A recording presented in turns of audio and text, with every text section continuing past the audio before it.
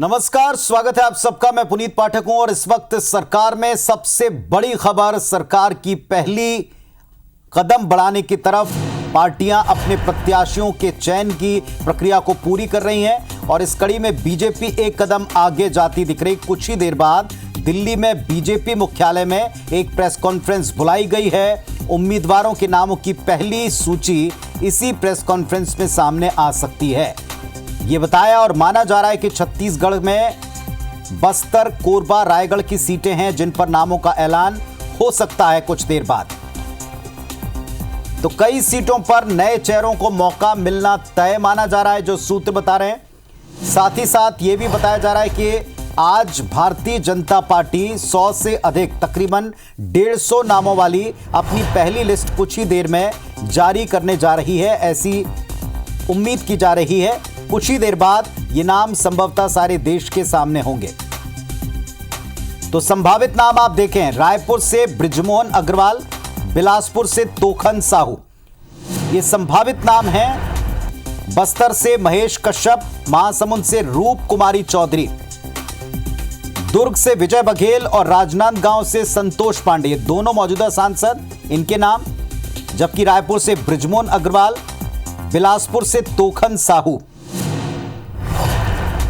बस्तर से महेश कश्यप और महासमुंद से रूप कुमारी चौधरी। तो भारतीय जनता पार्टी अपनी पहली लिस्ट जारी कर सकती है जिसमें मध्य प्रदेश, छत्तीसगढ़ और उत्तर प्रदेश, इन तीनों स्टेट के ऊपर जो बड़े बड़े नाम हैं, अहम नाम हैं, इनके बारे में हम आपको बता रहे हैं, संभावित नामों के बारे में बता रहे हैं। अब इन्हीं पर आधिकारिक तौर पर कुछ देर में मोहर लगती है। ये देखना होगा। कुछ ही देर बाद भारतीय जनता पार्टी एक प्रेस कॉन्फ्रेंस दिल्ली में मुख्यालय में करने जा रही और जैसे ही ये प्रेस कॉन्फ्रेंस होगी, ये कयास लगाए जा रहे हैं कि कुछ ही देर बाद नामों की घोषणा हो जाएगी, लिस्ट सामने आ जाएगी। तो आज एक बड़ा दिन है जब छत्तीसगढ़ में, मध्य प्रदेश में, उत्तर प्रदेश में और 17 ऐसे राज्य बताए जाते हैं जहां भारतीय जनता पार्टी 100 से अधिक, तकरीबन 150 नामों वाली प्रत्याशियों की अपनी पहली सूची 2024 चुनाव के लिए जारी कर दे। इसमें संभावितों के नाम देखें, दुर्ग से और राजनांदगांव से मौजूदा सांसदों के नाम संभवतः इन पर मोहर लग सकती है और सामने आ सकता है। बस्तर से महेश कश्यप, महासमुंद से रूप कुमारी चौधरी, ये एक्सक्लूसिवली IBC 24 आपको इस वक्त जानकारी दे रहा है। संभावित नाम है, बस इन पर मोहर लगकर आधिकारिक घोषणा के इंतजार की बात की जा रही। बड़े और एक्सक्लूसिव नाम आपको दे रहे हैं। छत्तीसगढ़ में जिन नामों को लेकर कयास चलते रहे, अब इनके बारे में एक्सक्लूसिव जानकारी IBC 24 आपको दे रहा है। दुर्ग से विजय बघेल, रायपुर से बृजमोहन अग्रवाल और वरुण सखा जी, मेरे वरिष्ठ सहयोगी, इस वक्त हमारे साथ जुड़ गए हैं। वरुण जी, एक्सक्लूसिव जानकारी IBC 24 अपने दर्शकों को दे रहा है। जो 150 नामों वाली पहली लिस्ट में भारतीय जनता पार्टी के कैंडिडेट्स में छत्तीसगढ़ से कौन कौन से चेहरे हो सकते हैं? पुनीत जी, ये सिर्फ और सिर्फ IBC 24 के पास ये लिस्ट है जिसमें छत्तीसगढ़ की सारी सीटों का ऐलान होने जा रहा है। 11 की 11 सीटों का जो है अब से कुछ ही देर बाद भारतीय जनता पार्टी अपने राष्ट्रीय कार्यालय से इसका ऐलान करने जा रही है। ये लिस्ट हमारे पास है, एक्सक्लूसिव IBC 24 के पास जो लिस्ट है उसके मुताबिक इसमें 3 फैक्टर सबसे महत्वपूर्ण है। पहली चीज तो यह है कि सिर्फ और सिर्फ 2 मौजूदा लोकसभा सदस्यों की टिकट जो है रिपीट हुई है। इसमें एक है दुर्ग से विजय बघेल जो कि भारतीय जनता पार्टी से कंटेस्ट करेंगे और दूसरे हैं संतोष पांडे जो राजनांदगांव से कंटेस्ट करने जा रहे हैं। एक फैक्टर तो इसका एक सबसे की फैक्टर ये है। दूसरा की फैक्टर ये है कि इस बार भी भाजपा ने 3 महिलाओं को मैदान में उतारा है। एक नाम है सरोज पांडे जो कोरबा से उतरने जा रही हैं भारतीय जनता पार्टी की ओर से। दूसरा नाम है कमलेश जांगड़े जो कि जांजगीर से कंटेस्ट करेंगे और तीसरा नाम है रूप कुमारी चौधरी जो महासमुंद से चुनाव लड़ने जा रही हैं। पुनीत जी, ये जो 3 फैक्टर हैं, इसमें चौथा फैक्टर एक और है। हाल ही में कांग्रेस से बीजेपी में आए चिंतामणि महाराज को भी सरगुजा से टिकट दे दिया गया है। और अगर इसको डीपली समझने की कोशिश करते हैं तो कुछ नए नामों का कॉम्बिनेशन भी है यहां पर, जैसे कि महेश कश्यप जिन्हें बस्तर से उतारा जा रहा है। और इसमें एक बहुत ही सरप्राइजिंग नाम है, वो है रायगढ़ से राधे श्याम राठिया। आमतौर पर यह माना जा रहा था कि रायगढ़ में राठिया फैमिली को मिलेगा, राठिया ही वर्ग से आएंगे, लेकिन नाम चल रहा था सत्यानंद राठिया का, जो सुनीति राठिया जी के पति हैं और जो अभी हाल ही में लैलूंगा से उनकी सुनीति राठिया जी हारी हैं। लेकिन दिया राठिया को गया पर राधे श्याम राठिया हैं, चिंतामणि महाराज हैं। और इसमें एक सबसे बड़ा सरप्राइजिंग है, वर्तमान सरकार में अहम ओहदेदार मंत्री बृजमोहन अग्रवाल को रायपुर से उतारा गया है। जो कयास लगाए जा रहे थे, बार बार ये बात कही जा रही थी बृजमोहन अग्रवाल यहां से उतर सकते हैं, आईबीसी ने भी दिखाया था, कल के शाम के बुलेटिन में हमने दिखाया था कि बृजमोहन अग्रवाल यहां से प्रत्याशी हो सकते हैं। अंततः भारतीय जनता पार्टी उनका अनाउंसमेंट करने जा रही है। ये जो एक्सक्लूसिव जो लिस्ट है ये सिर्फ और सिर्फ आईबीसी 24 के पास है। पुनीत जी, सबसे बड़ी खबर इस वक्त आईबीसी 24 अपने दर्शकों को दे रहा है। वरुण सखा जी बता रहे हैं कि छत्तीसगढ़ में जहां चर्चा थी केवल 2 या 3 नामों की, 2 या 3 सीटों पर उम्मीदवारों की घोषणा की, एक्सक्लूसिव पहला पॉइंट तो यही है कि सभी सीटों पर उम्मीदवार के नाम की घोषणा पहली सूची में हो जाएगी। दूसरी बड़ी बात कि इसमें महिलाओं के नाम हैं और केवल 2 मौजूदा सांसद हैं जिनको रिपीट करने की बात है। जो छत्तीसगढ़ में बड़े उलटफेर वाले नाम हो सकते थे उन सब की डिटेल जानकारी भी वरुण सखा जी हमको दे रहे हैं। वरुण जी, ये जो छत्तीसगढ़ के नाम है इनमें से किसी को लेकर आपको हैरत है? अगर एक एक करके समीकरण आधिकारिक घोषित हो जाए फिर हर एक समीकरण पर डिटेल में बात करेंगे, पर यहां महिलाओं को, युवाओं को और नयों को ये जो मौका देने का बीजेपी का प्लान है वो इसमें एग्जीक्यूट होता दिख रहा है। जी हाँ पुनीत जी, यहाँ दिखाई दे रहा है कि 3 महिलाएं जो हैं 11 सीटों में से 3 महिलाओं को उतारा गया है। अगर हम इसको परसेंटाइल में बात करें तो ये कमोबेश 28-27% की बात होती है। रिजर्वेशन की जो बात की गई है उसके करीब करीब पहुंचते हैं। अगर एक टिकट और दे दी जाती तो ये फिर 40% के लगभग पहुंच जाता। यानी हम कह सकते हैं कि जो भारतीय जनता पार्टी ने अभी हाल ही में जो महिला आरक्षण विधेयक पास किया है उसकी भूमिका को, उसकी भावना को ध्यान में रखने की कोशिश यहाँ दिखाई दे रही है। क्योंकि 11 सीटों में से 3 महिलाओं को उतारना है, यानी कि मोटा मोटी हम मानते हैं कि 30% के करीब, यानी 25 से 30% के बीच में इनको प्रतिनिधित्व मिल सकता है। भारतीय जनता पार्टी ने टिकट के जरिए दिखाने की कोशिश की है। दूसरी चीज, जो कयास लगाए जा रहे थे कि भाजपा की सारी राजनीति स्पेशली छत्तीसगढ़ में या तो एसटी ड्रिवन हो रही है या फिर ओबीसी ड्रिवन हो रही है, लेकिन यहां देखें तो यहां एक कॉम्बिनेशन बनाने की कोशिश की गई है। आप देखिए कि जनरल से जो टिकटें दी गई हैं, 3 टिकटें जनरल से दी गई हैं। 6 जो अनारक्षित सीटें हैं उनमें से 3 टिकटें सामान्य को दी गई और 3 टिकटें ओबीसी को दी गई।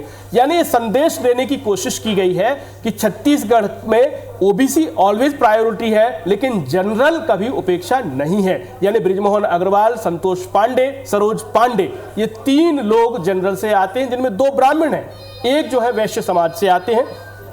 और जो ओबीसी दी गई है, ओबीसी में 2 लोग हैं, एक कुर्मी को भी दी गई है विजय बघेल के रूप में, और बिलासपुर जैसा कि हमें पहले से लग रहा था कि साहू डोमिनेटिंग सीट है तो वहां से तोखन साहू को दिया गया। तोखन साहू वो शख्स हैं जो 2018 में हार गए थे धर्मजीत सिंह के हाथ, उन धर्मजीत सिंह के हाथ जो अभी वर्तमान में बीजेपी में आ चुके हैं और बीजेपी से तखतपुर से विधायक हैं, संसदीय सचिव भी रहे हैं, लो प्रोफाइल है, अरुण साव की कोर कॉन्स्टिट्यूएंसी से आते हैं। तो बीजेपी ने यहां पर यह संदेश देने की भी कोशिश की है कि कोई भी कहीं भी ऐसा क्षत्रप नहीं बनेगा कि उसके अलावा वहां से कोई लीडरशिप डेवलप ना हो। इसके ये कुछ ऐसे इंसाइट्स हैं पुनीत जी जिनका विश्लेषण हम अभी आधे घंटे बाद, जब सारे देश भर की कमोबेश आप बता रहे हैं कि 150 के लगभग जो सीटों का ऐलान होने जा रहा है, तो उसके बाद हम इसके विश्लेषण की और विस्तार में जाने की कोशिश करेंगे। पुनीत जी, तो सबसे बड़ी खबर इस वक्त आईबीसी 24 पर छत्तीसगढ़ के सभी नाम जिनके उम्मीद हम कर रहे थे उनके साथ साथ सभी सीटों पर उम्मीदवारों की घोषणा होने जा रही है। भारतीय जनता पार्टी की पहली सूची जो जारी होने के लिए बस अब कुछ मिनट बचे हुए हैं। 100 से अधिक नामों वाली ये सूची कंफर्म बताई जा रही है कि कुछ देर बाद जारी हो जाएगी और जैसे ये सूची जारी होगी इसमें वे सभी नाम होंगे जिनका जिक्र अभी इस वक्त वरुण जी कर रहे हैं और जिनको आप टीवी स्क्रीन पर देख पा रहे हैं। सबसे बड़ी बात यह कि बृजमोहन अग्रवाल जैसे कद्दावर नेता, और जो एक बड़ा पॉइंट है इसमें कि यहाँ ओबीसी ड्रिवन पॉलिटिक्स जिसका गढ़ छत्तीसगढ़ बनता जा रहा है, भारतीय जनता पार्टी ने इसको भी आइस ब्रेक करने की कोशिश की है। यहां जनरल कैटेगरी से भी उम्मीदवार और कद्दावर बड़े सीनियर फेस बृजमोहन अग्रवाल को रायपुर सीट से उतारकर इसके संकेत देने शुरू कर दिए हैं। दूसरी बात यह कि महिलाओं को इसमें पर्याप्त स्थान और मौका दिखाई पड़ता है। इसमें नए पुराने चेहरों का एक बेहतर कॉम्बिनेशन दिखाई पड़ता है। तो बड़े बड़े नाम जो इस वक्त आप टीवी स्क्रीन पर देख रहे हैं, ये छत्तीसगढ़ में कुल 11 सीटें हैं और 11 के 11 पर उम्मीदवारों की घोषणा संभवतः बस कुछ मिनटों के भीतर आप पहली लिस्ट में देख लेंगे। इसमें जांजगीर से कमलेश जांगड़े का नाम है। इसके अलावा दुर्ग से विजय बघेल मौजूदा सांसद, राजनांदगांव से संतोष पांडे मौजूदा सांसद, कोरबा से सरोज पांडे, इनके नाम की चर्चाएं थीं, अटकलें थी, लेकिन अब तकरीबन स्थिति पूरी तरीके से स्पष्ट होती दिखाई पड़ रही है। रूप कुमारी चौधरी दूसरी महिला कैंडिडेट महासमुंद से यहां भारतीय जनता पार्टी के उम्मीदवार के तौर पर सामने आ सकती हैं। सरगुजा चिंतामणि महाराज, महेश कश्यप बस्तर, राधेश्याम राठिया को रायगढ़ से और बिलासपुर से तोखन साहू, जो हम 2 साहू ऐसी सीटें बता रहे थे कि जहां साहू कैंडिडेट ही हो सकते हैं, उनमें तोखन साहू का नाम इसमें स्पष्ट होता दिखाई पड़ रहा है। इसके अलावा बस्तर से महेश कश्यप का भी नाम है, महासमुंद से रूप कुमारी चौधरी का नाम है। वरुण जी, अभी पूरे देश में हलचल है। इस लिस्ट में 2 तरह से हमने प्रारंभिक तौर पर कैटेगराइज किया था। एक वो सीट्स जिनके ऊपर आप कमज़ोर सीटें मानते हैं और दूसरी वो मजबूत फेस जिनकी दावेदारी में कोई शंका ही नहीं थी, उनके नाम इसमें हो सकते हैं। तो छत्तीसगढ़ में इन सारे नामों को आप किस कैटेगरी में पाते हैं? इसमें कॉम्बिनेशन देखिए आप पुनीत जी, कुछ ऐसी सीट्स है जैसे भारतीय जनता पार्टी अपने आंतरिक सर्वे में ये मानती है कि सबसे ज्यादा कठिन जो सीट है उसके लिए वो है जांजगीर। जांजगीर रिजर्व सीट है अनुसूचित जाति के लिए और वहां से एक महिला को उतारा गया है। वहां मौजूदा सांसद गुहाराम अजगले का टिकट काटने के यहाँ पर जो है प्रयास समझ में आते हैं। और जो कमलेश जांगड़े हैं वो फ्रेश फेस है, उनका पहले इस तरह का कोई प्रतिनिधित्व नहीं रहा है। तो एक महिला और एक फ्रेश फेस, ताकि किसी तरह की कोई ऐसी चीज़ें ना हो जिससे कि मतदाता भ्रमित हो या कि कार्यकर्ता कहीं हतोत्साहित हो। जैसे कि नाम वहाँ से सबसे ज़्यादा नाम जो थे वो जांजगीर से थे पुनीत जी, जैसे कि अम्बेश जांगड़े का नाम भी वहाँ से था और भी कई सारे नाम वहाँ से, डॉक्टर कृष्णमूर्ति बांधी भी वहाँ से दावेदारी कर रहे थे। बहुत सारे नाम आए थे, गुरदयाल पाटले, कमला पाटले और भी लोग थे वहां पर। परंतु यहां से एक ऐसे शख्स को लाकर कोशिश की गई है जो एक तो महिला है और दूसरा फ्रेश फेस है। बाकी सारे फेस कहीं ना कहीं किसी न किसी रूप में कार्यकर्ताओं के बीच थे या लोगों के बीच थे। एक तो इसमें यह चीज समझ में आती है जांजगीर की।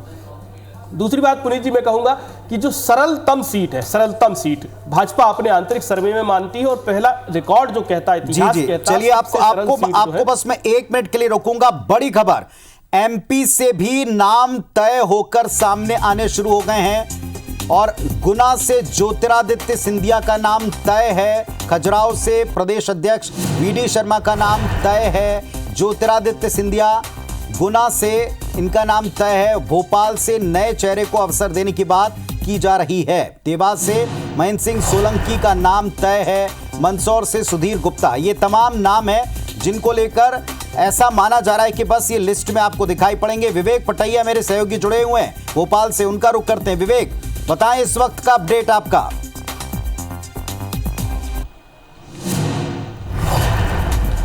देखिए बस कुछ ही क्षणों का इंतजार है और बीजेपी के वो सभी नाम सामने आने वाले हैं जो मध्य प्रदेश के जो है संभावित प्रत्याशी, जिनका नाम हम लगातार अपने दर्शकों को लगातार बता रहे हैं, उन पर मुहर लगनी बाकी है, मुहर लगेगी। और सबसे बड़ी बात यह है कि भोपाल में ब्राह्मण चेहरा इस बार देने की तैयारी है बीजेपी की। आलोक शर्मा का नाम सबसे ऊपर है इसमें। यदि हम बात करें पूर्व मुख्यमंत्री शिवराज सिंह चौहान को, तो एक लंबे अरसे के बाद या कह सकते हैं कि 3 दशक बाद जो है वो अब जो है केंद्र अपनी जो परंपरागत सीट है विदिशा से चुनाव, लोकसभा चुनाव लड़ सकते हैं। उनको लोकसभा का प्रत्याशी विदिशा से बनाया जा सकता है। इसके अलावा यदि हम बात करें तो ज्योतिरादित्य सिंधिया जो 2009 में अपनी गुना संसदीय सीट से, गुना शिवपुरी संसदीय सीट से चुनाव हार गए थे, वो अब जो है पुनः गुना संसदीय सीट से चुनाव लड़ सकते हैं। उनका नाम जो है पहली सूची में आ सकता है। इसके अलावा यदि हम बात करें तो इंदौर से चौंकाने वाला नाम, मतलब कहा जा रहा है कि एक बहुत ही चौंकाने वाला नाम, कह सकते हैं लो प्रोफाइल भी हो सकता है, हाई प्रोफाइल भी हो सकता है। एक बड़ा नाम तेजी से सामने आया है उभर कर, दिव्या गुप्ता का। हो सकता है कि उनको भी वहां से उतारा जा सके या कोई और भी नाम हो सकता है। यदि हम बात करें उज्जैन से तो मीना जोनवाल, जो पूर्व महापौर थी उज्जैन की, उनका नाम तेजी से उभर कर सामने आया है, उनके नाम पर मुहर लग सकती है। इसके अलावा मौसम बिसेन बालाघाट से, जो गौरीशंकर बिसेन की बेटी है, और एक विधानसभा चुनाव में आपको याद होगा कि परिवर्तन हुआ था, मौसम बिसेन को टिकट दे दिया गया था, लेकिन उनकी जगह पर फिर अचानक जो है उनके पिताजी गौरीशंकर बिसेन ने भी फॉर्म भरा था और जो है वो चुनाव विधानसभा का हार गए। बड़े कद्दावर नेता थे, लेकिन अब कहा जा रहा है कि बालाघाट सिवनी जो संसदीय क्षेत्र है, जो पवार बाहुल्य क्षेत्र कहा जाता है, वहां से मौसम बिसेन को चुनाव मैदान में उतारा जा सकता है। तो ठीक ऐसे ही करीब 1 दर्जन से अधिक सीटों पर मध्य प्रदेश की आज जो है मुहर लगने की संभावना। और बाकी जो शेष बची सीटें हैं उन पर 5 मार्च से लेकर 7 मार्च तक लगातार 3 दिन केंद्रीय चुनाव समिति की दिल्ली में बैठक होने वाली। 3 दिन तक लगातार केंद्रीय चुनाव समिति की बैठक दिल्ली में होगी। उन नामों पर, बाकी जो नाम है उन पर इन 3 दिनों में मंथन होगा। तो कह सकते हैं कि बीजेपी अपनी पहली सीट में चौंका सकती है, ऐसे नामों को लेकर भी चौंका सकती है जिनकी आप उम्मीद नहीं कर सकते, और ऐसे सांसद जो अच्छा काम कर रहे थे उनके टिकट कटने की उनको संभावना नहीं थी, लेकिन कई सारे समीकरण, जीत के समीकरण, जो है वर्ग के समीकरण, और इसके साथ ही जो महिला प्रत्याशी के तौर पर जो कैंडिडेट को घोषित करने की बात बीजेपी कह रही थी, कि कहा जा रहा है कि इस बार भी 29 में भी 33% महिलाओं को टिकट देने की बात हो रही थी। तो वो यदि होता है तो ये आप देखेंगे कि इन 29 सीटों में 9 से 10 सीटों पर महिला प्रत्याशी आपको दिखाई देगी। तो ये भी एक संदेश देने की कोशिश यहाँ पर है। थोड़ा इंतजार, कुछ ही देर में सभी नाम जो है बीजेपी के अधिकृत तौर पर सामने आ जाएंगे। लेकिन IBC 24 जो दावा कर रहा है कि जो हम नाम अपने दर्शकों को दिखा रहे हैं, वो पुख्ता तौर पर, निश्चित तौर पर यही नाम जो है बीजेपी की सूची में भी होंगे। तो जिन दिग्गजों की चर्चा चल रही है, चाहे VD शर्मा हो, शिवराज सिंह चौहान हो, या फिर आलोक शर्मा के नाम हो, इन सबके पास में चुनौतियों के तौर के ऊपर जो बातें सामने आएंगी उन पर भी मंथन बीजेपी ने किया है, अच्छी तरह से मंथन किया है। बड़े हैवी वेट्स को अब की बार विधानसभा चुनाव में उतार दिया था। कई सारे 7 ऐसे सांसद थे जिनको उतारा था विधानसभा चुनाव में। उनमें से कौन और उनकी सीटों पर कौन, ऐसे कई सारे सवाल थे जिनके जवाब इस लिस्ट में अब कुछ देर बाद आपको मिल जाएंगे आधिकारिक तौर पर। लेकिन बड़े नामों में या किसी चौंकाने वाले समीकरण ने आपका ध्यान खींचा हो, ऐसा कोई अपडेट आपको मिल रहा है?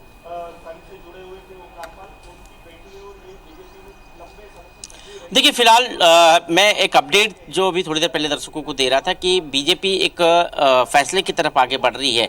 भले ही 2029 में आपको वो दिखाई दे, महिलाओं की संख्या संसद में और विधानसभाओं में ज़्यादा दिखे, लेकिन इस बार कहा जा रहा है कि मध्य प्रदेश में सांसदों में भी महिलाओं की संख्या, पर्याप्त प्रतिनिधित्व जो है बढ़ाने की कोशिश जो है इस बार से ही दिखाई देगी। और हो सकता है कि 9-10 सीटों पर आपको महिला प्रत्याशी दिखाई दे। और इसलिए मैं अभी तक जो नाम पढ़े, मैंने 3 नाम जो बताए दर्शकों को जिन पर मुहर लगती हुई दिखाई दे रही है, उन 3 नामों में महिला प्रत्याशी बालाघाट से, उज्जैन से और इंदौर से जो है, इन 3 जगह से महिला प्रत्याशियों के नाम सामने आ रहे हैं कि ये जो है महिला प्रत्याशी हो सकते हैं। चाहे वो हम इंदौर की बात करें, दिव्या गुप्ता के नाम तेजी से सामने आया है। हम बात करें मीना जोनवाल की, तो उनका नाम सामने आया है तेजी से उज्जैन से। और तीसरा जो नाम है वो बालाघाट से मौसम बिसेन का है। तो ये तीनों नाम तेजी से उभर कर सामने आए हैं। जब लिस्ट सामने आएगी तो उसमें भी हो सकता है कि हम जो बता रहे हैं यही नाम जो है लिस्ट में दिखाई दे, क्योंकि हमारे पास पुख्ता जानकारी है कि बीजेपी कई सीटों पर महिला प्रत्याशी उतारने की तैयारी में है।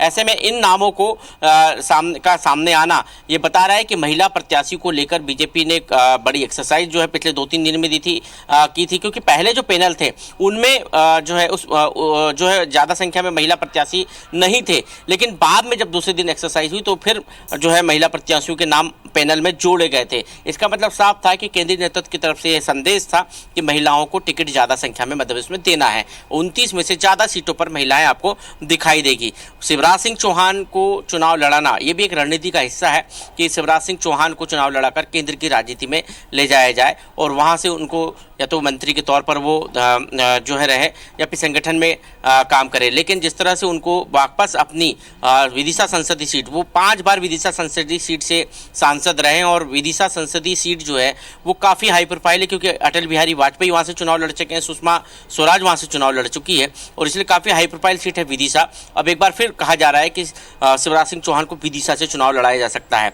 इसके अलावा वी.डी. शर्मा की बात करें तो वो खजुराहो से चुनाव लड़ सकते हैं, खजुराहो में उनका नाम आ सकता है क्योंकि वी.डी. शर्मा इस पसंदीदा सीट कह सकते हैं कि खजुराहो रही है और पिछले चुनाव में एक बड़े अंतर से 4,90,000 के अंतर से उन्होंने वहां पर कांग्रेस के प्रत्याशी को हराया था। लेकिन इस बार जो है उनके लिए बीजेपी के लिए कह सकते हैं कि मैदान साफ है। कांग्रेस ने वो सीट अपने गठबंधन के समझौते के तहत समाजवादी पार्टी को दे दी है। ऐसे में पिछली बार समाजवादी पार्टी जो है खजुराहो सीट पर महज 3.19% वोट लेकर आई थी और 24% के आसपास वोट कांग्रेस पार्टी को मिले थे। ऐसे में कांग्रेस पार्टी का प्रत्याशी नहीं होगा तो समाजवादी पार्टी जो है वहाँ पर कांग्रेस प्रत्याशी के कितने वोट ले पाती है के तौर पर यदि वोट मिलते तो कितने वोट जो समाजवादी पार्टी के खाते में जाएंगे और वो कितनी बड़ी चुनौती जो है वी.डी. शर्मा के लिए होंगे क्योंकि खजुराहो लोकसभा सीट जो है वो वी.डी. शर्मा के वहाँ से सांसद है और इस बार जो है वहाँ पर कांग्रेस का प्रत्याशी नहीं होगा। जो समझौते में कांग्रेस ने वो सीट जो है मध्य प्रदेश में एक सीट जो है समाजवादी पार्टी को दी है।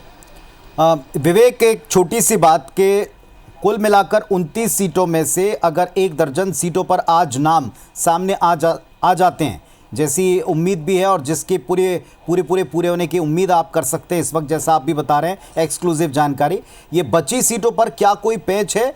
किसी तरह के समीकरणों को साधा जा रहा है या किसी बात का इंतजार किया जा रहा है? और 5 से 7 के बीच में हालांकि उन पर भी तय हो जाएगा, लगातार 3 दिन तक मंथन होना है, मीटिंग होनी है। फिलहाल उन सीटों के बारे में अगर आपके पास कोई जानकारी हो।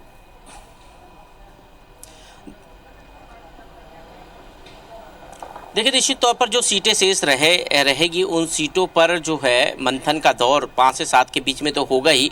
उन सीटों पर आम सहमति जो है वो उम्मीदवार को लेकर नहीं है और वहां पर जो है पैनल में नाम है। ऐसे में प्रदेश संगठन ने जो नाम दिए हैं उन पर केंद्रीय नेतृत्व ने पहली बैठक में विचार जरूर किया था, लेकिन उनको सिंगल नाम करने के लिए या फिर कोई सर्वमान्य नाम लाने के लिए या जिताऊ और जो क्राइटेरिया है, क्योंकि कई जगह पर विधानसभा चुनाव के परिणाम के अनुसार यदि हम देखें तो मंडला है, झाबुआ रतलाम है, धार है, इसके अलावा खरगोन है और भिंड और मुरैना, ये सीटें ऐसी है जहां पर लोग विधानसभा चुनाव के परिणाम बीजेपी के पक्ष में बहुत ज़्यादा दिखाई नहीं दिए और उसका असर सीधा बीजेपी के नेतृत्वकर्ताओं को लगता है कि लोकसभा चुनाव के परिणामों पर न पड़े विधानसभा चुनाव के परिणामों का असर, क्योंकि भले ही बीजेपी ने 163 सीटें मध्य प्रदेश में जीती थी विधानसभा में, लेकिन लोकसभा वाइज यदि हम विधानसभा चुनाव के परिणामों को देखें तो कई लोकसभा में बीजेपी का परफॉर्मेंस काफ़ी लो रहा और वहाँ पर जो है बीजेपी जो है या तो चुनौती देने में कामयाब रही कांग्रेस को या फिर कांग्रेस से कम विधानसभा सीटें जीती है